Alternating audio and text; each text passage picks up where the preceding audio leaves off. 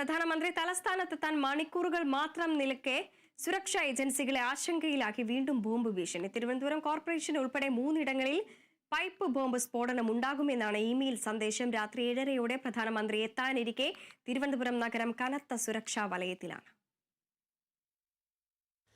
Thiruvananthapuram corporation, ജില്ലാ കോടതി, CET engineering college എന്നിവിടങ്ങളിൽ പൈപ്പ് ബോംബ് സ്ഫോടനം ഉണ്ടാകുമെന്നാണ് കഴിഞ്ഞ ദിവസം രാത്രി അജ്ഞാത വിലാസത്തിൽ നിന്ന് അയച്ചിരുന്ന ഇമെയിൽ സന്ദേശത്തിലെ പരാമർശം.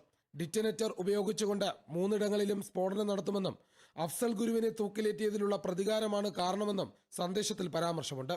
പോലീസും ബോംബ് സ്ക്വാഡും 3 ഇടങ്ങളിലും വ്യാപകമായി പരിശോധന നടത്തിയെങ്കിലും അസ്വാഭാവികമായി ഒന്നും കണ്ടെത്താൻ കഴിഞ്ഞില്ല.